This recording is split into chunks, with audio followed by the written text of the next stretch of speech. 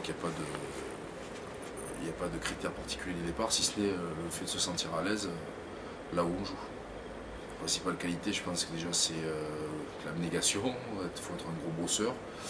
Et mentalement, il faut une remise en question permanente. Je crois qu'il n'y a pas de gabarit type pour être un bon pilier. C'est un poste d'affrontement, donc c'est vrai qu'il reste encore un petit peu ce duel gaucher-droitier et vice-versa qui demeure encore.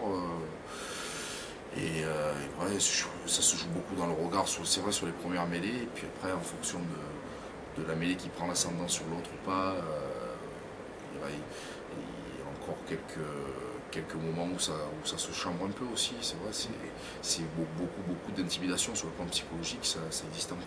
Après, c'est un petit peu en fonction des piliers que l'on affronte, et bon, la vidéo aide beaucoup maintenant, le fait de découpage des mêlées adverses.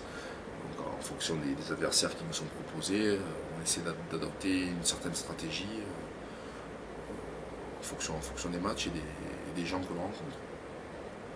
Elle est spécifique parce que c'est un gros travail athlétique, notamment de musculation et de renforcement, on va dire, de la colonne vertébrale, de tous les muscles spinaux, ceux qui tiennent la nuque, ceux qui tiennent bien sûr le dos, le milieu du dos et les vertèbres, et puis aussi un grand renfort abdominal parce qu'on ne peut pas être trop déséquilibré au niveau de la musculature. Je crois qu'il faut harmoniser tout ça. Et voilà, je crois que c'est quand même beaucoup de temps passé dans la salle. Je crois qu'on travaille le renforcement global, beaucoup de gainage, etc. Des postures assez longues parce que c'est quand même un effort statique, même s'il y a de la poussée.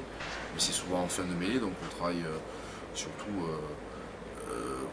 le fait de résister à l'impact, le fait de tenir une position. Souvent, il y a des mêlées où les pressions sont importantes et constantes. Il n'y a pas une équipe qui veut lâcher plus que l'autre, donc c'est celui qui tiendra le plus en isométrie, en effort statique, et qui l'emportera. Donc voilà, il y a tout un travail de renforcement. Après, bien sûr, il y a la force pure, la force maxi, etc. qu'il faut développer pour être de plus en plus fort. Et bien sûr, dans un deuxième temps, l'explosivité, la puissance aussi, qui est le rapport poids-puissance est important à ce poste-là.